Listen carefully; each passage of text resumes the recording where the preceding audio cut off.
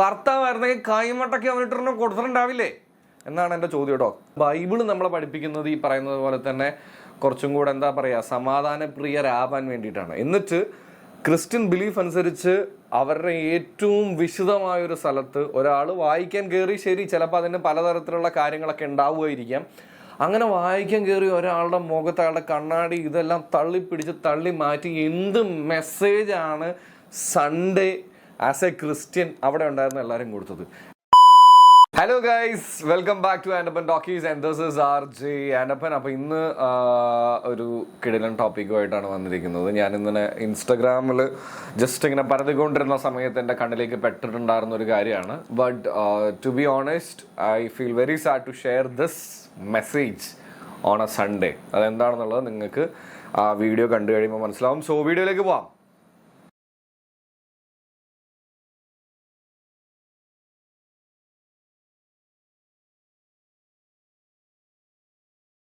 Again ഒന്നും കൂടെ welcome പറയാണ്. ആൻഡ് എപ്പിസോഡ്സ് കാണുന്നതിന് മുമ്പായിട്ട് മച്ചാന്മാരെ, നിങ്ങൾക്ക് വീഡിയോസൊക്കെ ഇഷ്ടപ്പെടുകയാണെന്നുണ്ടെങ്കിൽ ഒന്ന് ചാനൽ സബ്സ്ക്രൈബ് ചെയ്യണ കാര്യം കൂടെ ഒന്ന് ഓർത്തേക്കണം എന്ന് ഓർമ്മിപ്പിക്കുകയാണ് കേട്ടോ. അപ്പോൾ നമുക്ക് എന്താണ് ഇന്നത്തെ ചിന്താ വിഷയം എന്ന് നോക്കാം അല്ലേ.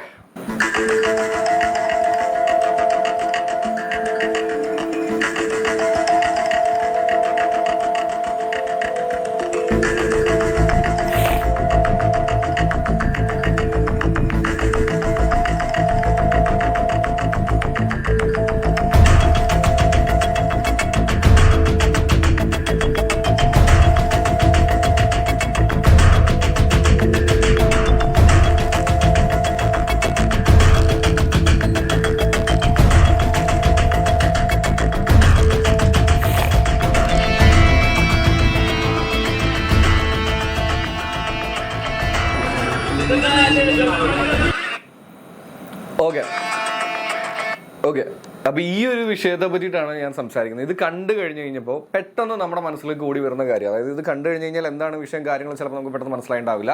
എന്തായാലും ഞായറാഴ്ച കുർബാന നടക്കുകയാണ്. അവിടെ ബലിപീഠത്തിലേക്ക് നമ്മുടെ കാർമ്മികൻ പ്രാർത്ഥിച്ചുകൊണ്ടിരിക്കുന്ന സ്ഥലത്തേക്ക് ഒരാൾ എന്തോ ഒരു മെസ്സേജ് വായിക്കാനായിട്ട് വരുന്നതായിട്ടാണ് നമുക്ക് പെട്ടെന്ന് കാണുന്നത്. ആൻഡ് പെട്ടെന്ന് ലോഹിയിട്ടുള്ള ഒരു അച്ഛൻ ആയിരിക്കണം. അയാൾ വന്നിട്ട് ഇവനെ പിടിച്ച് മാറ്റാനൊക്കെ ആയിട്ട്, ഇയാളെ പിടിച്ച് മാറ്റാനൊക്കെ ആയിട്ട് പറയുന്നുണ്ട്. ആൻഡ് അതിലേക്ക് വരുന്നു. ആൾക്കാർ തള്ളി അയാളുടെ മുഖത്ത്, ഇത് ഭയങ്കര സ്നേഹത്തോടെ പറഞ്ഞ് തള്ളിയെന്നൊന്നുമല്ല കേട്ടോ, മുഖത്ത് തള്ളി പിടിച്ചിട്ടാണ് പുള്ളിയെ മാറ്റുന്നത്. അപ്പം ഞാൻ എന്തുകൊണ്ടാണ് ഇത് എടുത്തിട്ട് സംസാരിക്കണം എന്ന് വിചാരിച്ചതെന്ന് വെച്ച് കഴിഞ്ഞാൽ, ക്രിസ്ത്യാനി, ഞാനും ഒരു ക്രിസ്ത്യനാണ്, ഞാനൊരു RC ആണ്, റോമൻ കാത്തലിക്. ഇത് പറയാൻ പാടില്ല എന്നാണ്, പക്ഷെ എന്നാലും ഞാൻ പറയാം. ആണ് പാലക്കാടാണ് എൻ്റെ വീട്. മൈലമ്പുള്ളി എന്ന് പറയുന്ന ചർച്ചിലാണ് ഞാൻ എൻ്റെ ബാക്കി കാര്യങ്ങളൊക്കെ ഉള്ളത്. ശരി, അതിലേക്കൊന്നും ഞാൻ പോകുന്നില്ല, ആ ഡീറ്റെയിലേക്കൊന്നും ഞാൻ പോകുന്നില്ല. പക്ഷെ എന്നാലും ഇതിൽ ഞാൻ പറയാനുള്ളൊരു കാര്യം എന്താണെന്ന് വെച്ച് കഴിഞ്ഞാൽ, ഒരു ക്രിസ്ത്യാനിയെ എപ്പോഴും കൺസിഡർ ചെയ്യുന്നത് ഭയങ്കര പീസ്ഫുൾ ആയിട്ടുള്ള ഒരു ആൾക്കാരായിട്ടാണ്. നമ്മൾ എല്ലാത്തിനോടും ക്ഷമിക്കാൻ പഠിക്കുന്ന ആൾക്കാരായിട്ടാണ്. ഈ പറയുന്ന യിലുള്ള വൈദികരും പ്രീസ്റ്റുമാരും ഒക്കെ നമ്മളോട് പറഞ്ഞു തരുന്നതുമായിട്ടുള്ള മെസ്സേജുകളും ഒക്കെ കാര്യം തന്നെയാണ് ബൈബിള് നമ്മളെ പഠിപ്പിക്കുന്നത്. ഈ പറയുന്നത് പോലെ തന്നെ കുറച്ചും കൂടെ എന്താ പറയുക, സമാധാനപ്രിയരാവാൻ വേണ്ടിയിട്ടാണ്. എന്നിട്ട് ക്രിസ്ത്യൻ ബിലീഫ് അനുസരിച്ച് അവരുടെ ഏറ്റവും വിശുദ്ധമായൊരു സ്ഥലത്ത് ഒരാൾ വായിക്കാൻ കയറി, ശരി ചിലപ്പോൾ അതിന് പലതരത്തിലുള്ള കാര്യങ്ങളൊക്കെ ഉണ്ടാവുമായിരിക്കാം. അങ്ങനെ വായിക്കാൻ കയറി ഒരാളുടെ മുഖത്ത് അയാളുടെ കണ്ണാടി ഇതെല്ലാം തള്ളിപ്പിടിച്ച് തള്ളി മാറ്റി എന്ത് മെസ്സേജാണ് സൺഡേ ആസ് എ ക്രിസ്ത്യൻ അവിടെ ഉണ്ടായിരുന്ന എല്ലാവരും കൊടുത്തത്. ആൻഡ് എനിക്ക് 100% ഉറപ്പാണ്, ആ ലോഹയിട്ട് അച്ഛൻ വന്നു കയറിയ ആൾ ഇതിന് എഗൻസ്റ്റ് ആയിട്ടുള്ള എന്തോ ഒരു പുള്ളിയാണ്.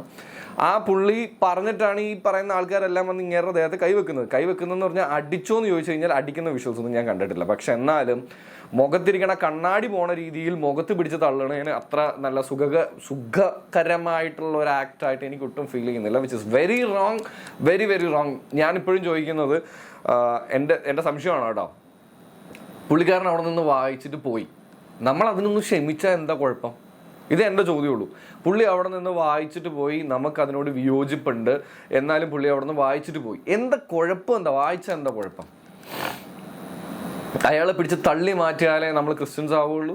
തള്ളി മാറ്റി കാണിച്ചു കൊടുക്കുകയാണോ നമ്മളാണ് ഈ സമാധാനത്തിന് വേണ്ടിയിട്ടും മറ്റുള്ളവർക്ക് വേണ്ടി ജീവൻ കൊടുത്തിട്ടുള്ള ക്രിസ്തുവിൻ്റെ അനുയായികളാണെന്ന് കാണിച്ചു കൊടുക്കുകയാണോ? Very bad, which is very bad. അപ്പോൾ ഇതിനെപ്പറ്റി ഞാനൊന്ന് ജസ്റ്റ് തപ്പി കഴിഞ്ഞ് കഴിഞ്ഞപ്പോൾ എനിക്ക് കിട്ടിയ ഒരു കാര്യം, അതായത് ഇതിൻ്റെ ഡീറ്റെയിൽ എന്താണ് ഈ സംഭവം എന്നുള്ളത് നിങ്ങൾക്ക് ഈ സാധനം കാണുമ്പോൾ മനസ്സിലാവും. അപ്പോൾ അതിലേക്ക് പോവാം അല്ലേ. അതിലേക്ക് പോവുകയാണെന്നുണ്ടെങ്കിൽ നിങ്ങൾക്ക് കുറച്ചും കൂടെ ക്ലാരിറ്റി കിട്ടും എന്നാണ് എൻ്റെ വിശ്വാസം. നോക്കാം. ജൂലൈ 3 ശേഷം ഏകീകൃത കുർബാന അർപ്പിക്കാത്ത വൈദികർ സഭയ്ക്ക് പുറത്തായിരിക്കുമെന്ന് മുന്നറിയിപ്പ് നൽകി major archbishop Mar Raphael തട്ടിൽ.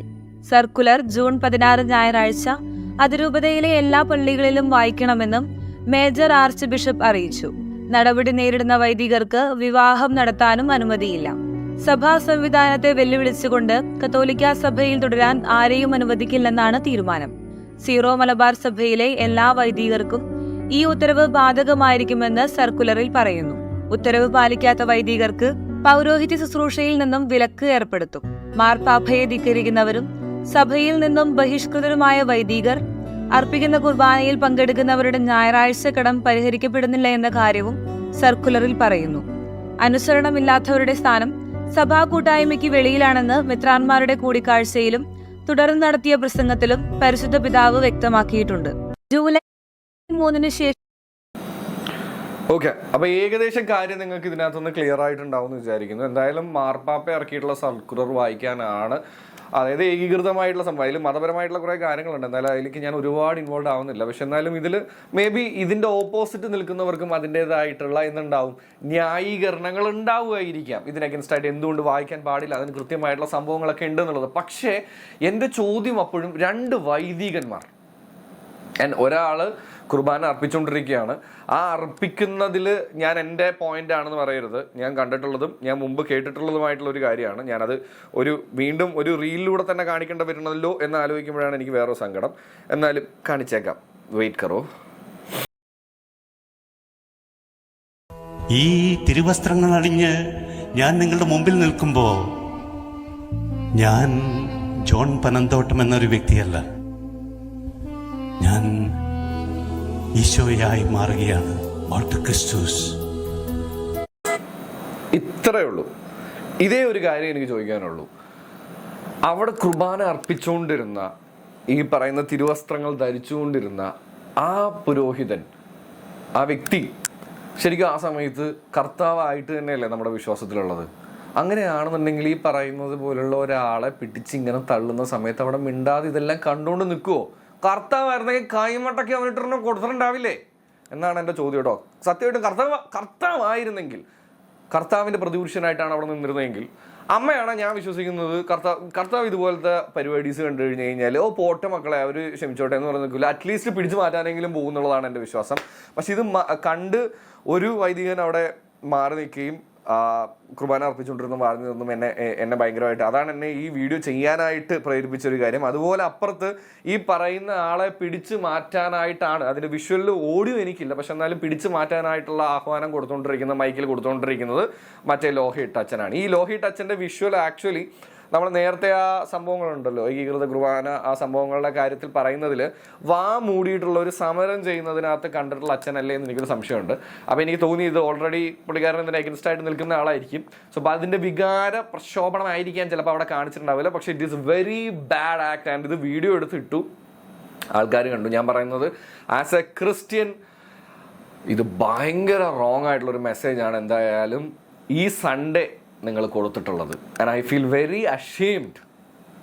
അത്ര എനിക്ക് പറയാനായിട്ടുള്ളൂ. എന്തായാലും നിങ്ങളുടെ അഭിപ്രായം താഴെ കമൻറ്റ് ചെയ്യുക. ആൻഡ് ഈ മതത്തിൻ്റെ വിഷയത്തിൽ ഞാൻ എപ്പോഴും പറയുന്നതാണ്, ഏത് സാധനവും അധികമായാൽ പ്രശ്നമാണ് അല്ലേ?